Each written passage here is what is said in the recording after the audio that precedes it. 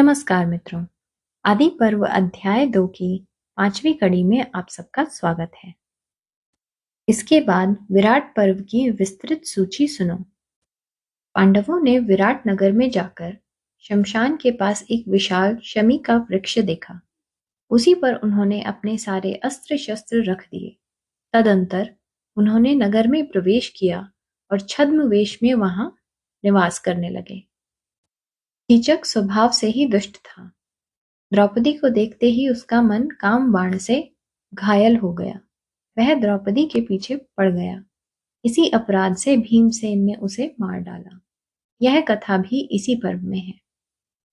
राजा दुर्योधन ने पांडवों का पता चलाने के लिए बहुत से निपुण गुप्तचर सब ओर भेजे, परंतु उन्हें महात्मा पांडवों की गतिविधि का कोई हालचाल न मिला।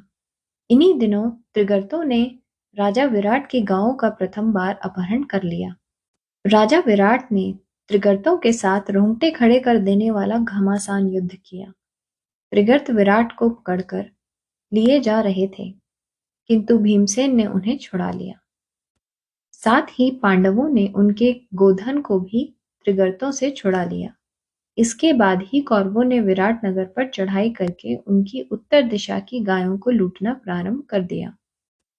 इसी अवसर पर किरीटधारी अर्जुन ने अपना पराक्रम प्रकट करके संग्राम भूमि में संपूर्ण कौरवों को पराजित कर दिया और विराट के गोधन को लौटा दिया।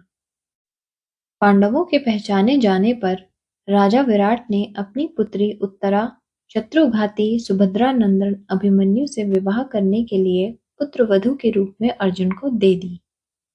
इस प्रकार चौथे विराट पर्व की सूची का विस्तार पूर्वक वर्णन किया गया है। परमर्षि व्यास जी महाराज ने इस पर्व में गिनकर 67 अध्याय रखे हैं। अब तुम मुझसे श्लोकों की संख्या सुनो। इस पर्व में 2050 श्लोक वेदवत्ता महर्षि व्यास ने कहे हैं। इसके बाद 5वां उद्योग पर्व समझना चाहिए। अब तुम उसकी विषय सूची सुनो। जब पांडव उपलव्य नगर में रहने लगे, तब दुर्योधन और अर्जुन विजय की आकांक्षा से भगवान श्री कृष्ण के पास उपस्थित हुए। दोनों ने ही भगवान श्री कृष्ण से प्रार्थना की कि आप इस युद्ध में हमारी सहायता कीजिए। इस पर महामना श्री कृष्ण ने कहा, दुर्योधन और अर्जुन, तुम दोनों ही श्रेष्ठ पुरुष हो। मैं स्वयं युद्ध न करके एक का मंत्री बन जाऊंगा और दूसरे को एक अक्षौहिणी सेना दे दूंगा। अब तुम ही दोनों निश्चय करो कि किसको क्या दूं। अपने स्वार्थ के संबंध में अनजान एवं खोटी बुद्धि वाले दुर्योधन ने एक अक्षौहिणी सेना मांग ली और अर्जुन ने यह मांग की कि श्री कृष्ण युद्ध भले ही ना करें, परंतु मेरे मंत्री बन जाएं।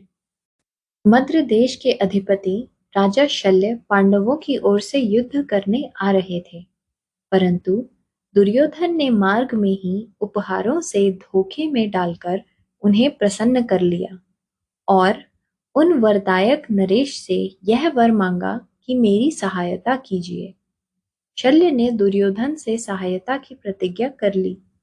इसके बाद वे पांडवों के पास गए और बड़ी शांति के साथ सब कुछ समझा बुझाकर बात कह दी। राजा ने इस प्रसंग में इंद्र की विजय की कथा भी सुनाई। पांडवों ने अपने पुरोहित को कौरवों के पास भेजा। धृतराष्ट्र ने पांडवों के पुरोहित के इंद्र विजय विषयक वचन को सादर श्रवण करते हुए उनके आगमन के औचित्य को स्वीकार किया। तत्पश्चात परम प्रतापी महाराज धृतराष्ट्र ने भी शांति की इच्छा से दूत के रूप में संजय को पांडवों के पास भेजा। जब धृतराष्ट्र ने सुना कि पांडवों ने श्री कृष्ण को अपना नेता चुन लिया है और वे उन्हें आगे करके युद्ध के लिए प्रस्थान कर रहे हैं, तब चिंता के कारण उनकी नींद भाग गई। वे रात भर जागते रहे। उस समय महात्मा विदुर ने मनीषी राजा धृतराष्ट्र को विविध प्रकार से अत्यंत आश्चर्यजनक नीति का उपदेश किया है। वही विदुर नीति के नाम से प्रसिद्ध है। उसी समय महर्षि सनत सुजात ने खिन्न चित्त एवं शोक विहल राजा धृतराष्ट्र को सर्वोत्तम आध्यात्म शास्त्र का श्रवण कराया। प्रातःकाल राजसभा में संजय ने राजा धृतराष्ट्र से श्री कृष्ण और अर्जुन के एकात्म्य अथवा मित्रता का भली भांति वर्णन किया। इसी प्रसंग में यह कथा भी है कि परम दयालु सर्वज्ञ भगवान श्री कृष्ण दया भाव से युक्त हो शांति स्थापन के लिए संधि करने के उद्देश्य से स्वयं हस्तिनापुर नामक नगर में पधारे। यद्यपि भगवान श्री कृष्ण दोनों ही पक्षों का हित चाहते थे और शांति के लिए प्रार्थना कर रहे थे, परंतु राजा दुर्योधन ने उनका विरोध कर दिया। इसी पर्व में दंपोद्भव की कथा कही गई है और साथ ही महात्मा मातलिका अपनी कन्या के लिए वर ढूंढने का प्रसंग भी है। इसके बाद महर्षि गालव के चरित्र का वर्णन है। साथ ही विदुला ने अपने पुत्र को जो शिक्षा दी है वह भी कही गई है। भगवान श्री कृष्ण ने कर्ण और दुर्योधन आदि की दूषित मंत्रणा को जानकर राजाओं की भरी सभा में अपने योगेश्वर्य का प्रदर्शन किया।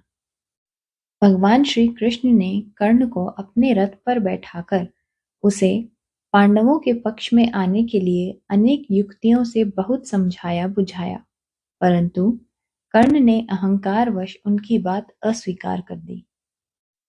शत्रुसूदन श्री कृष्ण ने हस्तिनापुर से उपलव्य नगर आकर जैसा कुछ वहां हुआ था सब पांडवों को कह सुनाया। शत्रुघाती पांडव उनके वचन सुनकर और क्या करने में हमारा हित है यह परामर्श करके युद्ध संबंधी सभी सामग्री जुटाने में लग गए। इसके पश्चात हस्तिनापुर नामक नगर से युद्ध के लिए मनुष्य, घोड़े, रथ और हाथियों की चतुरंगिणी सेना ने कूच किया। इसी प्रसंग में सेना की गिनती की गई है। फिर यह कहा गया है कि शक्तिशाली राजा दुर्योधन ने दूसरे दिन प्रातः काल से होने वाले महायुद्ध के संबंध में उल्लूक को दूत बनाकर पांडवों के पास भेजा। इसके अनंतर इस पर्व में रति, अतिरथी आदि के स्वरूप का वर्णन तथा अंबा का उपाख्यान है। इस प्रकार महाभारत में उद्योग पर्व 5वां पर्व है और इसमें बहुत से सुंदर सुंदर वृत्तांत हैं। इस उद्योग पर्व में श्री कृष्ण के द्वारा संधि संदेश और उल्लूक के विग्रह संदेश का महत्वपूर्ण वर्णन हुआ है। तपोधन महर्षियों, विशाल बुद्धि महर्षि व्यास ने इस पर्व में 186 अध्याय रखे हैं और श्लोकों की संख्या 6698 बताई गई है। मित्रों, आदि पर्व अध्याय 2 की इस कड़ी को यहीं विराम देते हैं। धन्यवाद।